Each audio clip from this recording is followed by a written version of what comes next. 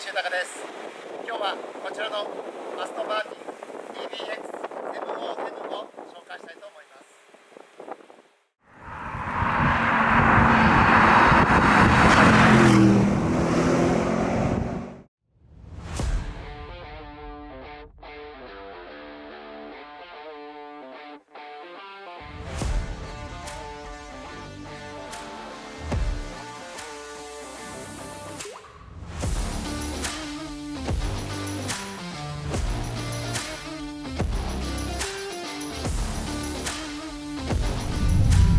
今日は新型のアストンマーティン DBX707 を箱根のワインディングに持ってきました。この新しくなった707なんですけど、インテリアのインフォテインメントシステムをアストンマーティンが新たに設計して採用したものに全部変わってるんですよね。この辺り以前はね、メルセデスと共有したインフォテインメントシステムを使っていて、少し使い勝手が悪かったそうなんですけど、この新しいねシステムについては DB12 とバンテージも共通のシステムに変わっていて、先日ねもうバンテージ試乗させていただいたんですけど、そこでとても使い勝手が良くて、同じようにねこのセンターにあるダイヤルを操作してドライブモードの変更が簡単にできますし、そして室内のね温度調整やオーディオのボリューム調整もこの機械式のねカチカチっとしたダイヤルに変わっていて、とても質感が高くて、このシステムは最高にいいと思います。最近ね液晶のタッチパネルがすごく流行ってるんですけど、やはりブラインドタッチは非常に難しくて慣れが必要なんですね。ですけどこちらのシステムの場合、全て機械式に操作ができるようになっているんで、ブラインドタッチができるというね優れた操作性を有しているものにブラッシュアップされたと、そういうことですね。このインテリアのね大幅な変更に伴ってエアロパーツも若干変更になったり、それからサスペンションのマネジメントシステムもブラッシュアップされて、キャリブレーションがね進化したということで、今日は堂々としたねサイズの SUV をアストンマーティンが作ったということで、成り立ちについてはねもう完全な白紙の状態から車の理想を描いて設計されているということで、シャシーはねボンドアルミアーキテクチャを採用していて、これはDB12 とそれからバンテージも共通なんですけど、同じようなね作り方考え方で、全て一車種専用設計のプラットフォームなんですよね。ですからこのね堂々としたサイズの全長が 5039mm もあって、前幅はねミラーをこう開けた状態で 2220mm、 そして前高は 1680mm で、ホイールベースは 3060mm と、もうね堂々たるサイズなんですね。でもうどこから見てもね快適な SUV にしか見えないんですけれど、そこはねアストンマーティンが作っただけあって、もうほぼねスーパーカーと言ってもいい、そういうね動力性能を発揮するということで、まあこの今ドライブモードがねデフォルトの GT というモードで走ってるんですけど、まあ確かにね決してねサルーンのような乗り心地ではなくて、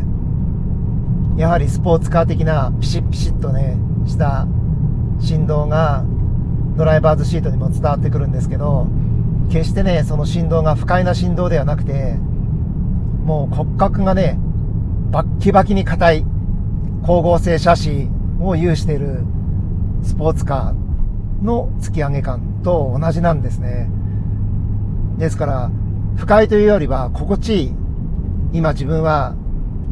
スポーツカーのステアリングを握っているんだっていうことをねこう車が自覚させてくれる、そういうテイストの乗り心地なんですね。もう単純にね、純粋な SUV だと捉えてしまうと、ちょっと乗り心地が硬いなとかね、そういった印象を持つ方もいるかもしれないですけど、そこはね、アストンマーティンが作ってるということで、やはりリアルスポーツカー、そこをね、狙って開発をしてきてるはずですから。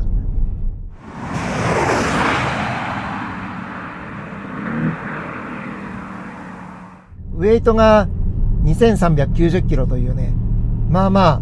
実車に関してはそこそこのヘビーウェイトな部類に入ってくるのは来るんですけれど、そこはね DBX707 専用に開発された V 型8気筒のホット V バンクを持つこのエンジンですよね。で、こちらが社名の通り707馬力6000回転で発揮します。そしてなんとね、最大トルクは900ニュートンメーターを2750回転でもうすでに発揮してしまうというね、もうトルクの塊のようなエンジンなんで、若干のね、車重の重さはこのトルクがカバーしてくれるんだと思いますけど、でもほんとね、動力性能に関しては圧倒的な、もうほぼスーパースポーツカーそのものと言っていい、0-100キロ加速が 3.3 秒、そして最高速が310キロというね、このスペックだけを聞いてる限りは、とてもね、5メーター超えの SUV スタイルの車だっていうことはね、全く想像つかないと思います。ほぼね、最新の 992.2 型のポルシェ911カレラ S と同じような動力性能を有しているというね、まあちょっと想像つかないんですけど、でもいざねアクセルを全開にしてみたら、そのあたりはどんなねテイストを感じられるのか、ちょっとねかなりワクワクしてます。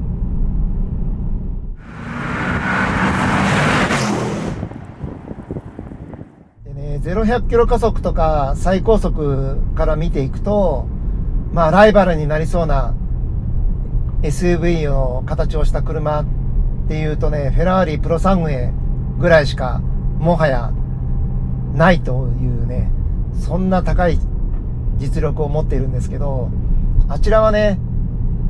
トランスアクスル方式を採用していて、重量配分も最適な数値に持ってっているんですけど、こちらのね DBX707 も負けず劣らず、フロントが52のリア48というね、まあかなり理想にね近い数値を達成してるんですね。で、搭載するギアボックスが ZF 製の9速オートマチックギアボックスなんですけど、こちらがねなんとマグネシウムケースをね採用して超軽量に作られているということで、そしてねウェットクラッチを採用したということで、スピーディーなねシフトアップダウンを実現した、そんなね作りになっていると。このねトランスミッションも DBX707 専用設計なんですね。ですからもう何もかもがねこの車のためだけにとてつもない費用を投じて、そして作られたというね、そんな成り立ちになっています。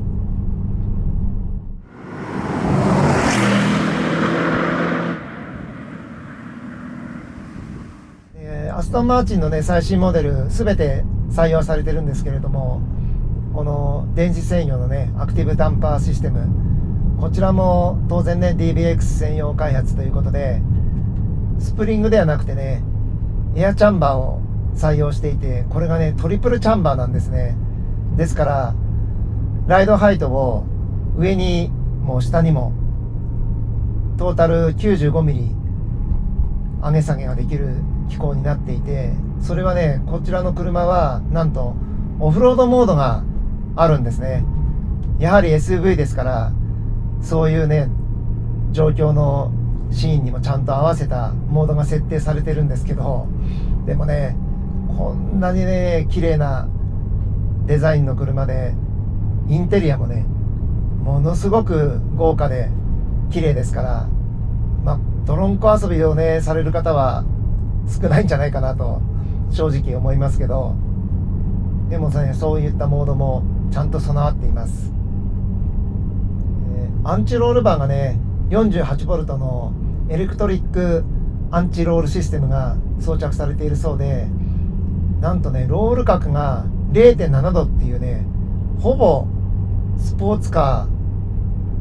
ー、ほとんどのスポーツカーでも 0.7 以上はロールするんじゃないですかね。ですからこれだけね大柄な車体なんですけど、コーナーでのね姿勢変化はすごく少ないというね、ちょっと飛ばしてみるまでは想像がつかないんですけれども、そしてね E レフを採用してタイヤがねしっかりと常に理想の設置面積を車が計算して実現してくれている、もう至れり尽くせりの1台になっているということで、ただねそこはアストンマーチンが作ってますから、この駆動配分をねフロントをゼロにもできるんですよね。そのあたりがねちょっと面白いなと思います。ですからスポーツプラスモードにするとドリフト走行もできるそうなんですね。ちょっとね本当に想像つかないというしかないんですけど、まあでもねここまでの走りにね向けた装備が充実しているんで、かなり速い1台に仕上がっているっていうことは想像できますよね。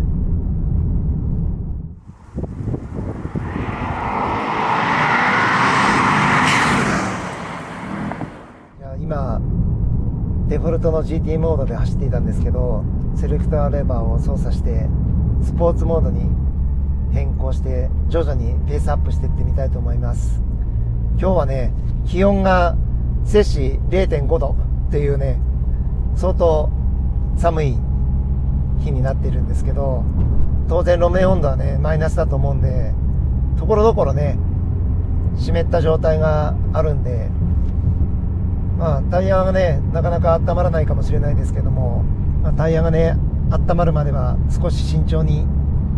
走ってペースアップしてみたいと思います。このセレクターレバーのね下側にマニュアルモードの切り替えスイッチがあるんで、これをワンプッシュするとハンドルについているパドルをね操作してシフトアップダウンができるようになる、そういう風になっています。それではちょっとペースアップしてみましょう。スポーツモードはねエキゾーストの音がミディアム、ダンパーのモードもミディアムになってますね。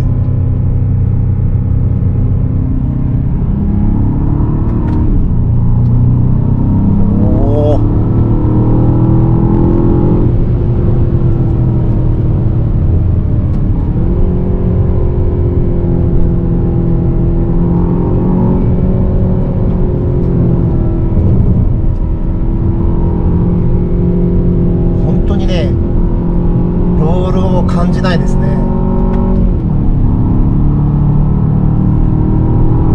でね、エンジンがとってもねパワフル、もうトルクの塊ですからね、アクセルをねちょっと踏んだだけで車をぐいぐい加速させてくれますね。今ね中速コーナーをそれなりの速度でターンインしているんですけれど、本当にねロールを感じないですね。車の姿勢はねピタッとフラットライドっていう感じで、いや不思議ですね。でね、前後23インチのピレリ P0 スポーツタイヤを履いているんで、まあまあそのあたりはねゴツゴツ感は当然感じるんですけど、でもねステアリングインフォメーションとかそういったところにはねもうダイレクトに捉えやすいと思いますので、それはねスポーティーな走りを望んでいる方にとってはプラスでしかないですよね。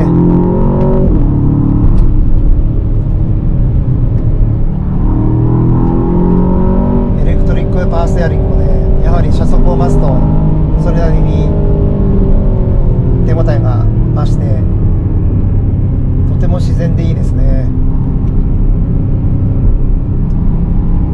ね来るまで高速道路を走ってきたんですけど、そこでのね直進性の良さとか安定性がねとっても高くて、ちょっとね驚いたんですよね。普段のね乗りだったらもう少しステアリング修正を要求されそうな、そんなね形があるところでも全然車がぶれなくてね、もう本当にハンドルに手をね軽く添えてるだけで弾丸のようにまっすぐ走ってってくれるんですね。そこはね 3m60 あるホイールベースが効いているのかもしれないですけど、もうねスポーティーさと快適さの両立っていうね、この相反する要求をものすごく高い次元で達成してる。それがねこの DBX707 の一番の売りなんじゃないかなと思いますね。おお、速いな。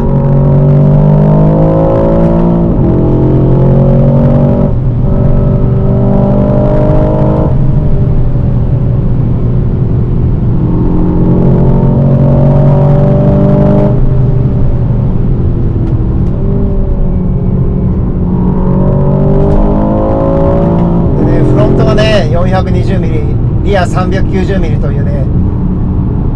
すごい台形サイズのカーボン製ディスクブレーキが装着されてるんで、ストッピングパワーもね強大ですよね。これだけのね動力性能を有してる車だとブレーキはねもうカーボン必須ですよね。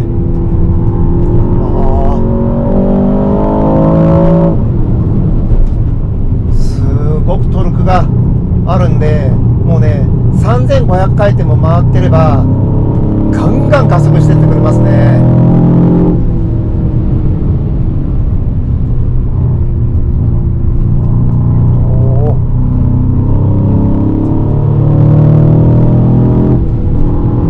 まだねこれスポーツモードなんですよね。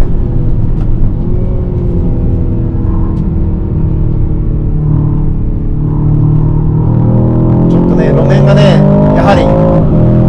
ローンが低いんで若干スリッピーなんですよね。だからアクセルもね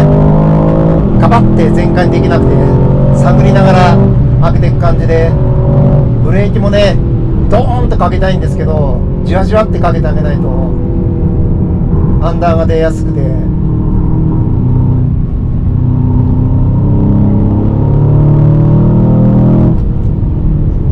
その音いいサウンドしてますね。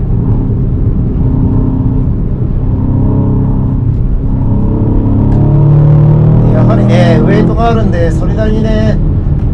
車速を高めていくとじわじわじわじわっとねアウトにはらんでいく傾向はあるんですけど、でもねロールがね本当に知ってる感覚がないんで全然恐怖感はないですね。フロントもリアもタイヤがねしっかりと設置してくれてる、そのフィーリングがねちゃんとねドライバーに伝わってきて、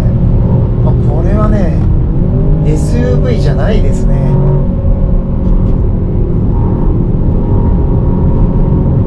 これだけのね車速保ってコーナー曲がれちゃうんで、完全なリアルスポーツですね。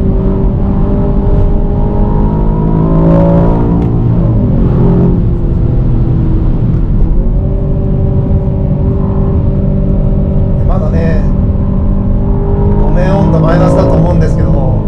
全然アンダーステアがね出ないのもとてもね好感持てますね。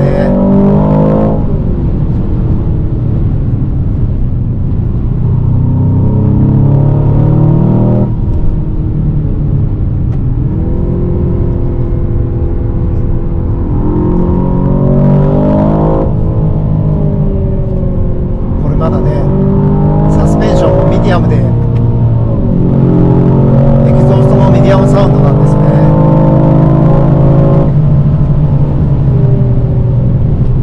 ですからこの後ちょっとねスポーツプラス試してみますけどどうなっちゃうんだろうな。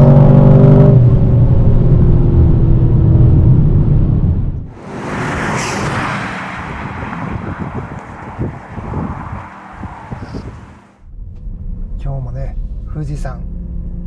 最高に綺麗ですね。まだね気温今マイナス1度、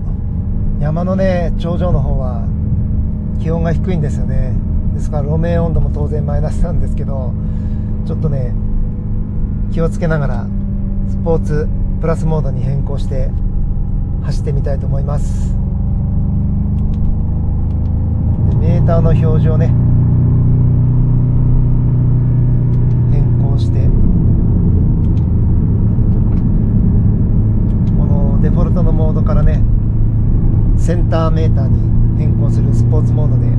走ってみたいと思います。これだとねタイヤプレッシャーもね表示されて、タイヤの状況も確認できるんでいいですね。わお、もうね同じアクセル回路に対してパワーの出方がすごくリニアになりましたね。やはりスポーツプラスモードが、これがねこの車のポテンシャルをフルに放つモードなんですね。もう明らかにねトルクの出方も太くなりましたし、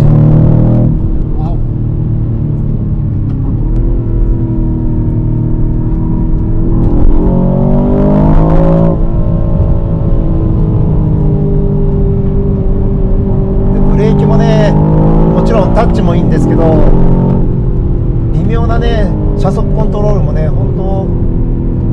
当足の裏のね感触でそーっとね撫でてあげるぐらいでも微妙なね車速コントロールもできてとってもいい感じですね。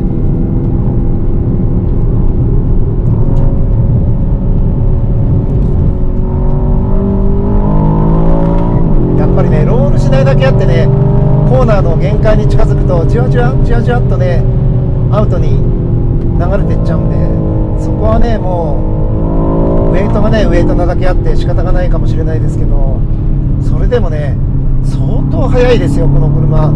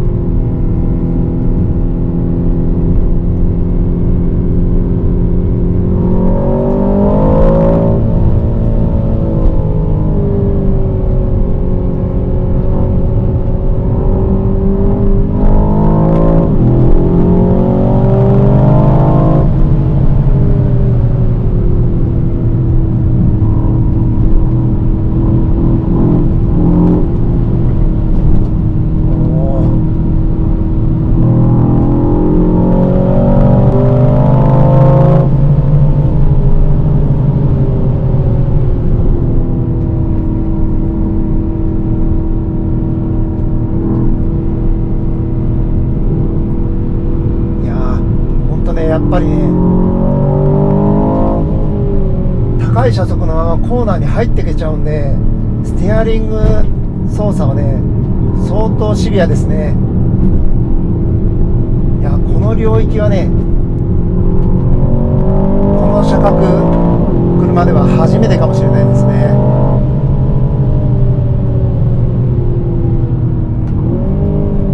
もうねコーナーリングのね車の姿勢変化とかターンインの素直さとかね、まあ前回ね同じワインディングでドライブしたフェラーリプロサングへと全く遜色ないと言ってもいいと思いますね。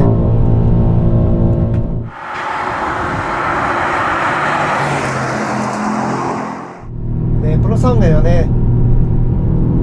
V12 なんでもうガンガンね上まで回してあげて乗りましたけど、この DBX707 の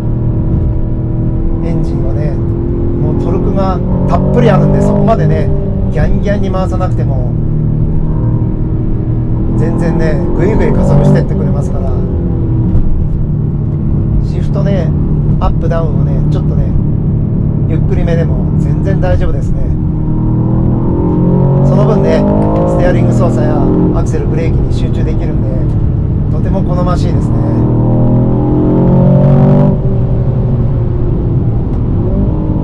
やちょっとね、あんまりにも速くてびっくりしちゃいましたね。で、今スポーツプラスモードだったんですけど、このテレインモード、オフロードにね車持っていけないんですけど、テレインモードが実際ねオンロードで走るとどんなイメージなのかちょっと試してみたいと思います。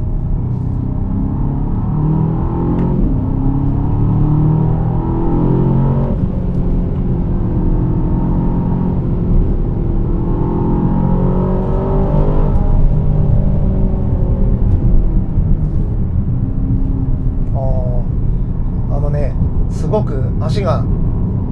動くようになりましたね。さすがにねテレインモードロールを感じますね。なるほど、そりゃそうですよね。ミューのね低い路面を走るときはサスペンションがねたくさん動いてくれないとすぐにスピンしちゃいますからね。なんかこのテレインモードでね流して走ってる感じでは普通のなんか SUV っぽくなったなっていう動きを車がしてますね。なるほど、こういうことなんですね。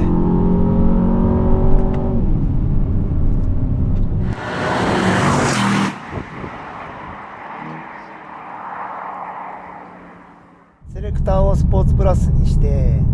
でオートマティックをドライブにしてちょっと軽く流してみましょうか。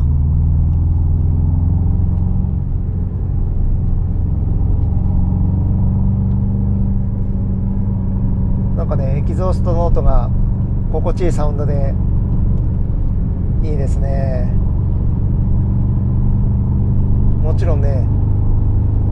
オートマティックモードにしても全くロール感はなくなっていて、まあまあ不思議な感じはありますね。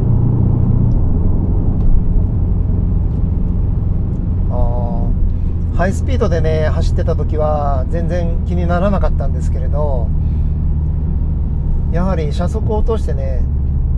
ゆったりと走らせた時にスポーツプラスモードは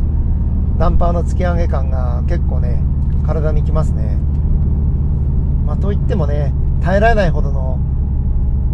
きつい突き上げではないんで、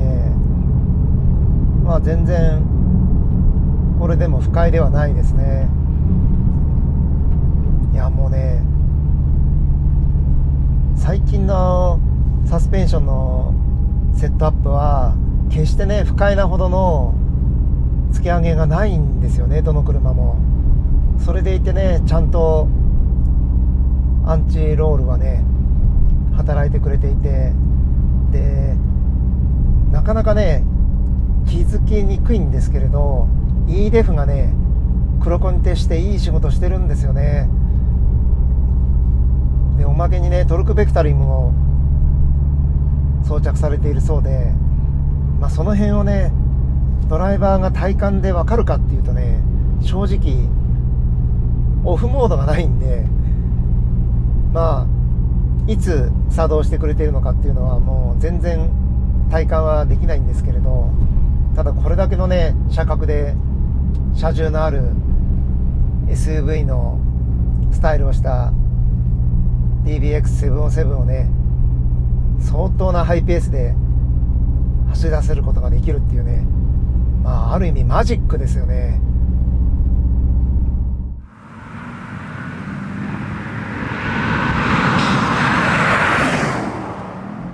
アストンマーチンっていうねメーカーはもう創業当時からスポーツカー専業で、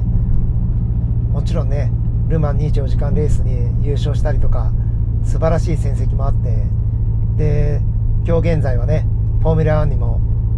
アストンマーチンレーシングチームという名前で参戦してますけど、やはりねそういったスポーツカーを専業にしてるメーカーなんで、仮にアストンマーティンが SUV を作ったとしてもまさにリアルスポーツ、ほぼね SUV の皮をかぶったスーパーカーですね。そういったね表現がぴったりくる、そんな1台であることを確認できました。いやでもね、ちょっとこの操縦性の高さでね、ちゃんとねドライバーに仕事を残してくれてるところがね、やはりアストンマーチンかな。いくらね電子制御で補助してくれてるとは言っても、このスポーツプラスモードはね、ドライバーが仕事する領域が結構増えるんで、これは腕にね覚えがあるドライバーも十分堪能できる1台になっていますね。いやほんとね、もっとね攻めたい、もっと走りたいって、そういうね気にさせてくれる、ちょっと外からね見たスタイリングからは想像もできないリアルスーパースポーツカーだっていうことを確認できました。もうちょっと走ろうかな。こ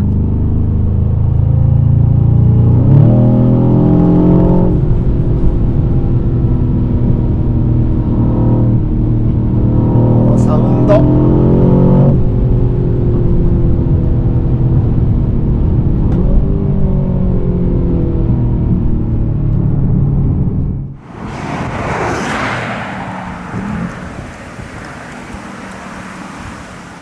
最後に一発いってみましょう。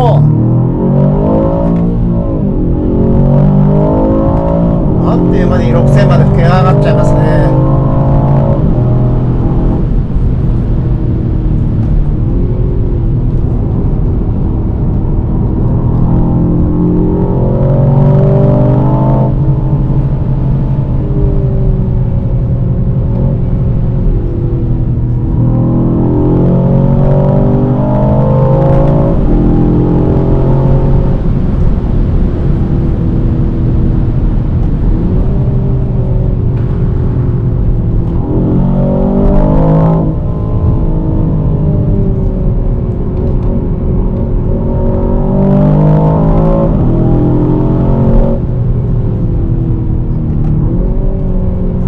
初期精度がすごくいいですね。や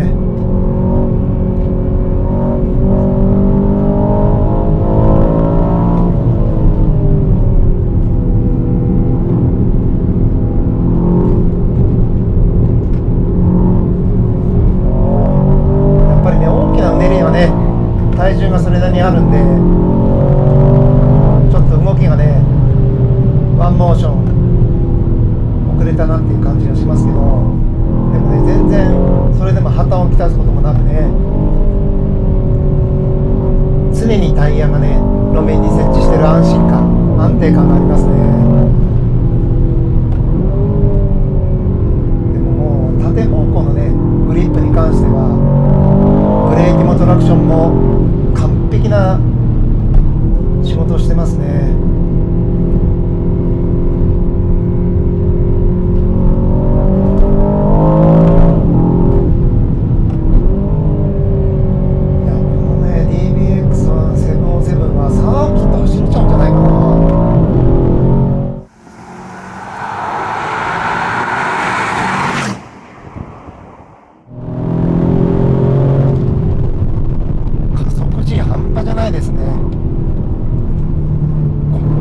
早くねコーナーに飛び込んでいけるSUV じゃないですね。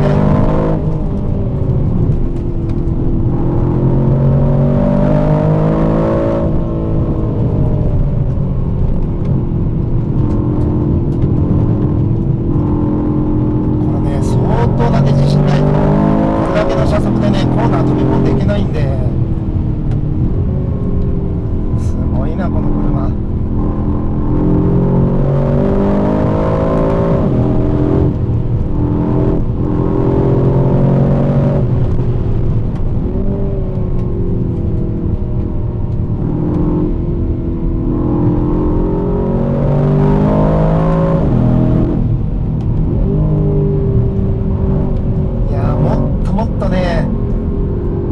たくなっちゃう、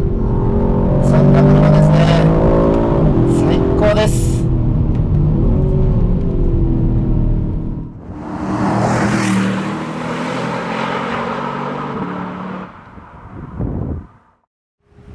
Thank you for watching!